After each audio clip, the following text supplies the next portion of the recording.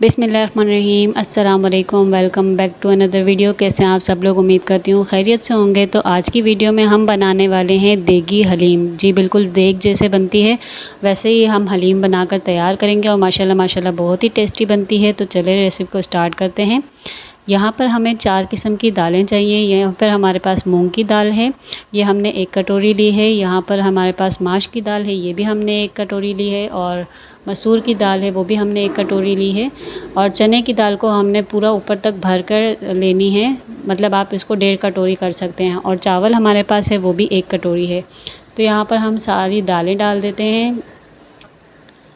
देखें यहाँ पर 1 बाय 1 हम सारी दालें डाल रहे हैं। मेजरिंग में आपको दिखा रही हूँ इसलिए ताकि आपको अंदाज़ा हो। आपको बाकी सारी चीज़ें जो है वो 1-1 कटोरी लेनी है। बस आपने चने की दाल जो है वो 1.5 कटोरी लेनी है। और इसके अंदर डलेंगे गंदम आपने 2 कटोरी भर के लेने हैं। तो इन सब दालों को आपने अच्छे से मिक्स करना है। ये टोटल 6 चीज़ें हो जाती हैं। इन दालों को आपने अच्छे से मिक्स करके इसे पानी से अच्छे से धो लेना है। पहले आपने इनको साफ़ भी कर लेना है, इसके अंदर कोई कंकर वगैरह ना हो। इसके बाद इसके अंदर हम पानी डालेंगे, अच्छा खासा आपने पानी डालना है ताकि ये सारी दालें और गंदम जो है वो अच्छे से गल जाएं। इसके बाद हम इसके अंदर नमक डालेंगे, हल्दी डालेंगे और लाल मिर्च डालकर इसे अच्छे से मिक्स कर देंगे। आप ये स्पाइसेस अपने टेस्ट के अकॉर्डिंग भी डाल सकते हैं, जिसको तेज़ और कम पसंद है वो अपने हिसाब से भी डाल सकते हैं। तो इन सब चीज़ों को मिक्स करके अच्छे से कवर करके रख देंगे ताकि हमारी दालें जो है अच्छे से पक जाएं। दालें तो जल्दी गल जाती हैं, बट आपको इसके अंदर से गंदम भी चेक करना है। गंदम जो है वो पकने में थोड़ा सा टाइम लेता है। तो यहाँ पर जब तक हमारी दालें पक रही हैं, हम एक कढ़ाई में तेल डालेंगे और उसके अंदर हम प्याज को तल लेंगे।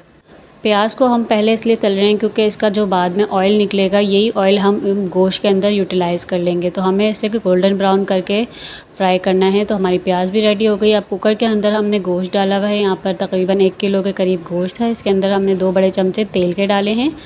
तेल डालने के बाद इसके अंदर हमने कौरमे का मसाला डाला है। हम जो है वो कौरमे का मसाला यूज़ करते हैं, बाज़ औक़ात लोग जो है वो हलीम का मसाला भी यूज़ करते हैं। बट याद है कि आपने मसाले के अंदर से जो है वो जितनी भी इलायची है, काली मिर्च और लौंग है वो निकाल लेने हैं। इसके बाद हमने यहाँ पर अदरक लहसुन का पेस्ट डाला है। उसके बाद गोश्त के अंदर भी हम घर के मसाले भी डालेंगे, नमक, हल्दी और मिर्ची, ये 3 ही मसाले डाले हैं। और मैं दोबारा बोलूँ कि मसाले आप अपने अकॉर्डिंग भी डाल सकते हैं। तो कौरमे के मसाले से जो है वो हलीम बहुत ही ज़्यादा अच्छा फ्लेवर बनती है हलीम का।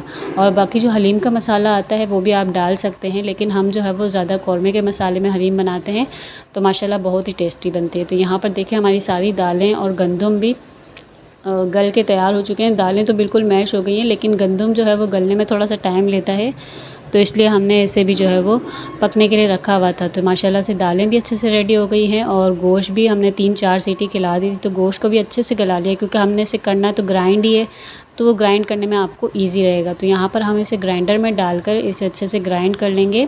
याद रहे कि आपके गोश्त के अंदर कोई भी हड्डी वगैरह ना हो, वरना ग्राइंड करने में मुश्किल होगी। तो आपने इसका मसाला डालते डालते साथ मसाला भी डालना है और गोश्त को भी अच्छे से ग्राइंड कर लेना है। तो यहाँ पर हम सारा गोश्त को अलग से ग्राइंड कर लेंगे और सारी दालों को जो है वो अलग से। यहाँ पर देखें हमने बिल्कुल बारीक रेशे की तरह से ग्राइंड कर लिया है। और माशाल्लाह से अभी से मसाले की इतनी अच्छी खुशबू आ रही थी। और अब यहाँ पर हम दालों को ग्राइंड कर लेंगे।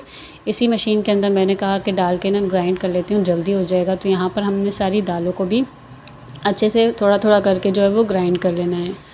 आप दालों को अच्छे से मिक्स करना है, बहुत ज़्यादा अभी आपको नहीं पीसना है ताकि वो बिल्कुल ही रबड़ी जैसा हो जाए।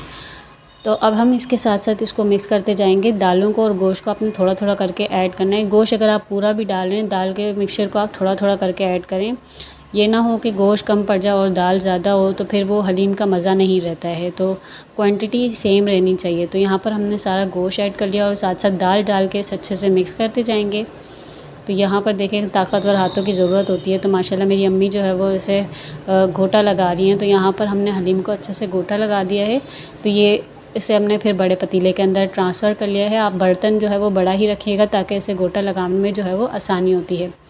अब सेकंड प्रोसेस ये आता है कि अगर आपको लग रहा है आपकी हलीम ज़्यादा थिक है या इसके अंदर कुछ स्पाइसेस वगैरह कम है, तो आप एक अलग से पतीले के अंदर पानी को गर्म करें। पानी को बहुत अच्छी तरीके से आपने गर्म करना है। और जो स्पाइसेस आपको कम लग रहे हैं, अगर नमक या मिर्च कम लग रही है, तो आप उस पानी के अंदर उसको ऐड करके जब पानी बहुत अच्छे से गर्म हो जाए तो उसे आप हलीम में डाल के अच्छे से मिक्स करें। अगर आप ठंडा पानी ऐड करेंगे तो वो पानी जो है वो ऊपर की तरफ आ जाएगा, वो हलीम के अंदर अच्छे से मिक्स नहीं होगा। तो यहाँ पर देखें, हलीम का काम ही है कि उसको गोटा लगाते रहना है। तो यहाँ पर हमने इसे अच्छे से गोटा लगा दिया। अब इसे हम चूल्हे पे रखेंगे तेज़ आंच पर। हमने यहाँ पर इसको पकने के लिए रख दिया है और माशाल्लाह माशाल्लाह हलीम जो है तैयार हो गई है धुआंधार बनकर। तो अब हम इसे एक बड़े से बाउल के अंदर निकालेंगे। आप भी इस रेसिपी को ज़रूर ट्राई कीजिएगा और मुझे कमेंट सेक्शन में ज़रूर बताइएगा। यहाँ पर देखें हमने सारी हलीम कितनी अच्छी, टेक्सचर भी इसका अच्छा है, टेस्ट वगैरह सब इसका बेहतरीन था। तो इसको अब हम गार्निश करेंगे फ्राइड अनियन से, धनिया, मिर्ची और अदरक से। जो आपको गार्निश पसंद है आप वो अपने टेस्ट के हिसाब से भी डाल सकते हैं। अब इसके ऊपर आप नींबू डालें और 12 चाट मसाला डालकर जो है वो इसे एंजॉय करें। उम्मीद करती हूँ आपको वीडियो पसंद आई होगी। वीडियो को लाइक शेयर कमेंट ज़रूर कीजिएगा। मिलते हैं नेक्स्ट वीडियो में, तब तक के लिए अल्लाह हाफिज़।